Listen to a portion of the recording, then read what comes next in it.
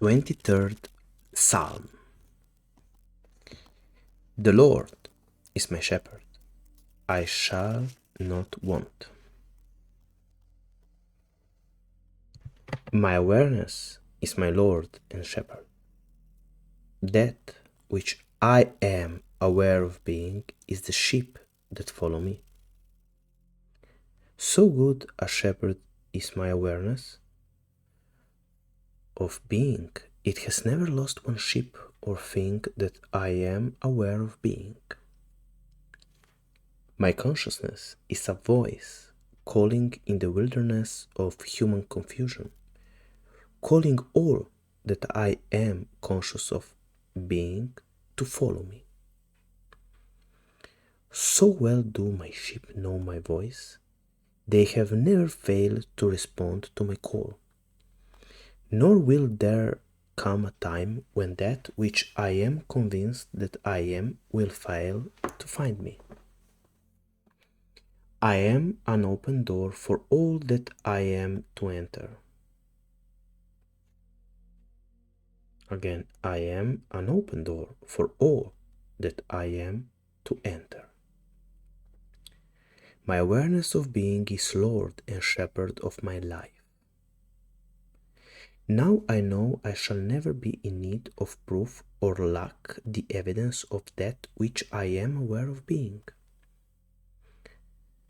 Knowing this, I shall become aware of being great, loving, wealthy, healthy, and all other attributes that I admire. 2. He maketh me to lie down in green pastures. Commentary. My awareness of being magnifies all that I am aware of being, so there is ever an abundance of that which I am conscious of being. It makes no difference what it is that man is conscious of being.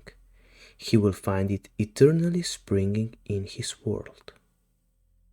The Lord's measure, or man's conception of himself, is always pressed down, shaken together, and running over. 3. He leadeth me beside the still waters. Commentary.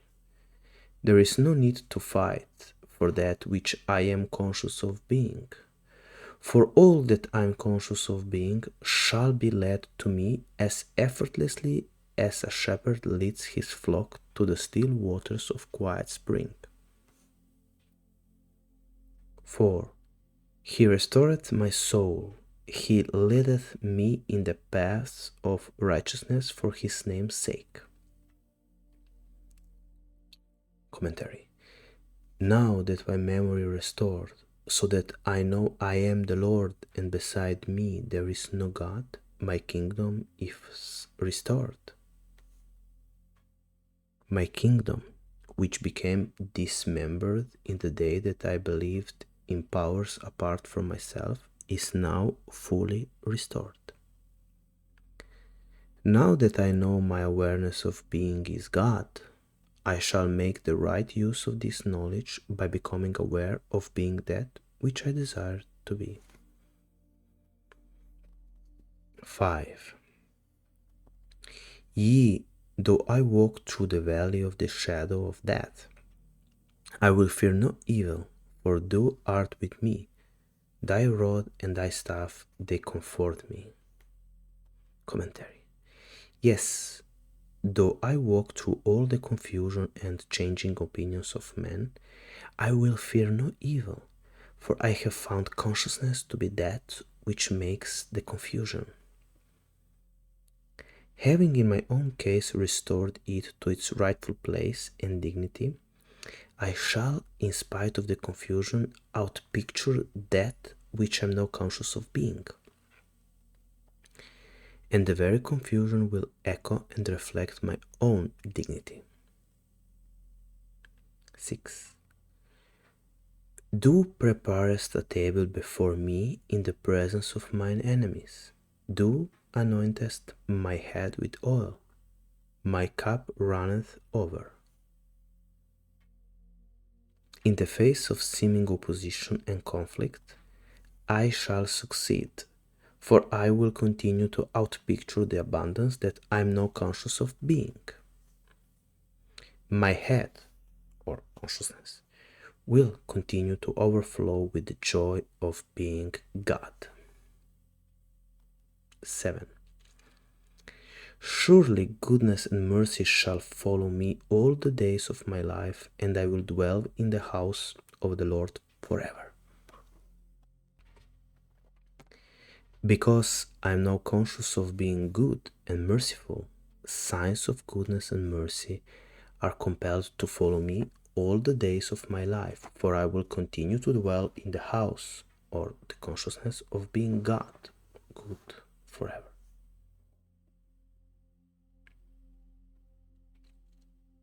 Gethsemane.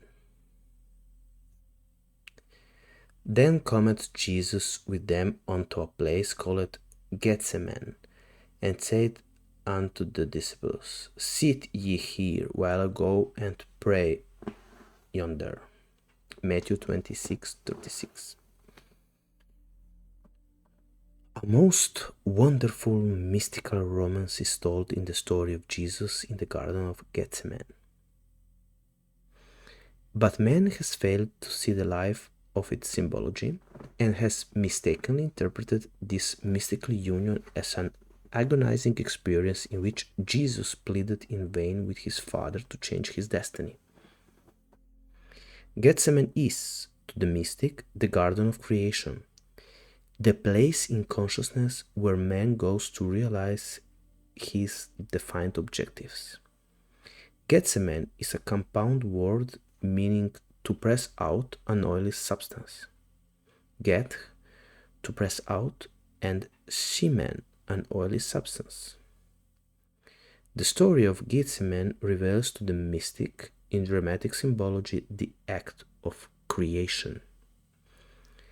Just as man contains within himself an oily substance, which, in the act of creation, is pressed out into a likeness of himself, so he has within himself a divine principle, which is his consciousness, which conditions itself a state of consciousness and without assistance presses out or objectifies itself.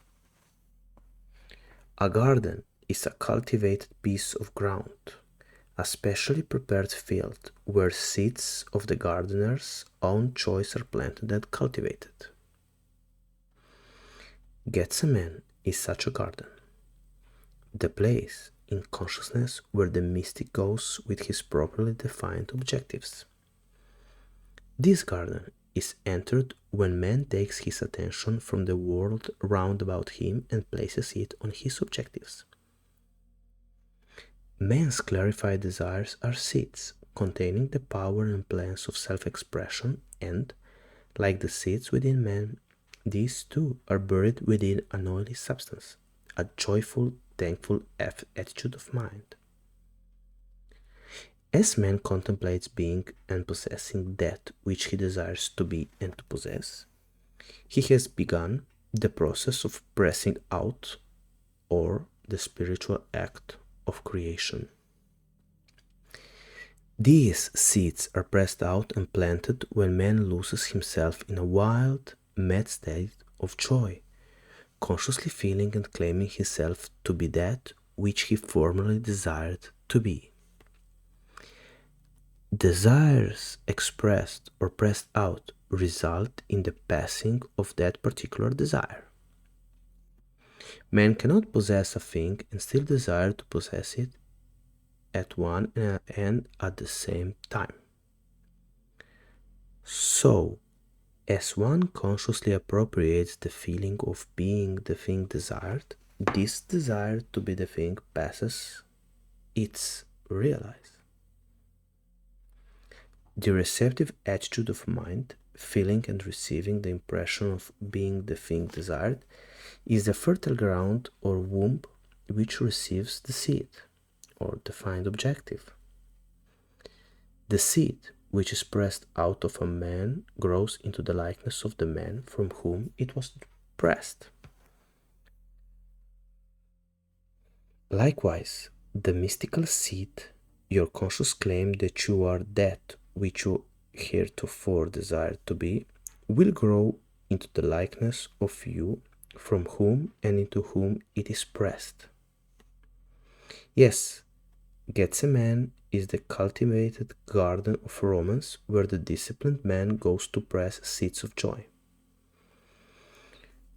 which are defined desires, and out of himself into his receptive attitude of mind, there to care for and nurture them by consciously walking in the joy of being all that formerly he desired to be.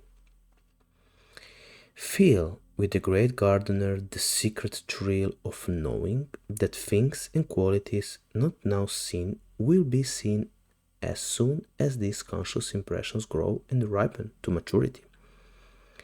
Your consciousness is Lord and husband, Isaiah 46:5. The conscious state in which you dwell is wife or beloved. This state made visible is your Son bearing witness to you, his father and mother, for your visible world is made in the image and likeness, Genesis 2:26, of the state of consciousness in which you live. Your world and the fullness thereof are nothing more or less than your defined consciousness objectified.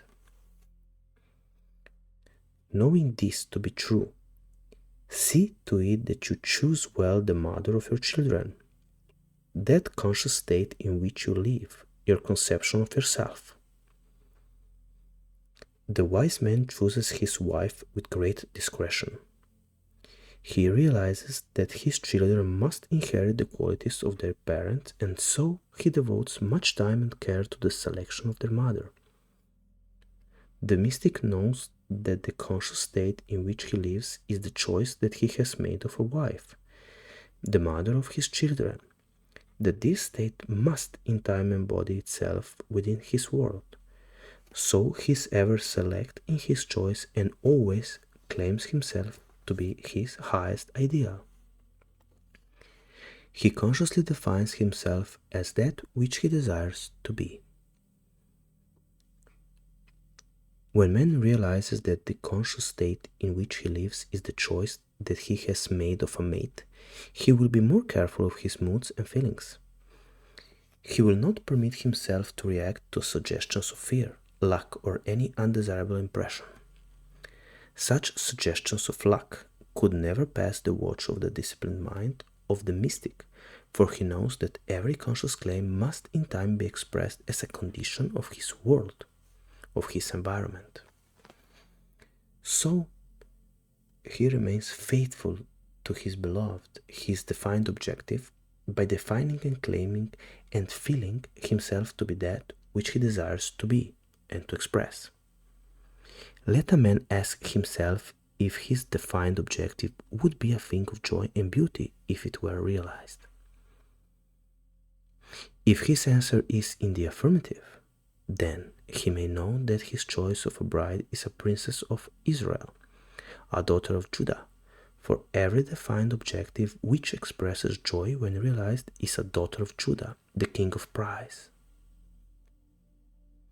Jesus took with him into his hour of prayer his disciples, or disciplined attributes of mind, and commanded them to watch while he prayed, so that no thought or belief that would deny the realization of his desire might enter his consciousness.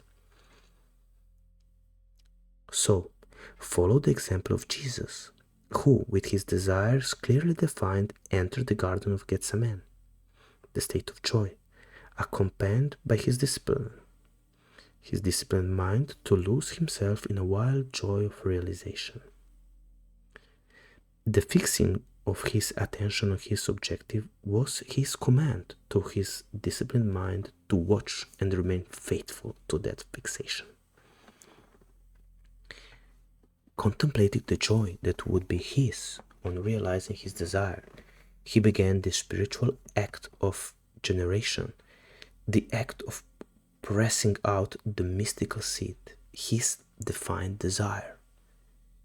In this fixation, he remained, claiming and feeling himself to be that which he, before he entered Gethsemane, desired to be, until his whole being or consciousness was bathed in an oily sweat or joy, resembling the blood or life. In short, until his whole consciousness was permeated with the living, sustained joy of being his defined objective. As this fixation is accomplished so that the mystic knows by his feeling of joy that he has passed from his former conscious state into his present consciousness, the Passover or crucifixion is attained.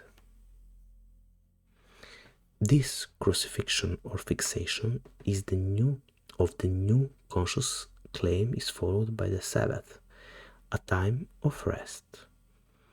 There is always an interval of time between the impression and its expression, between the conscious claim and its embodiment.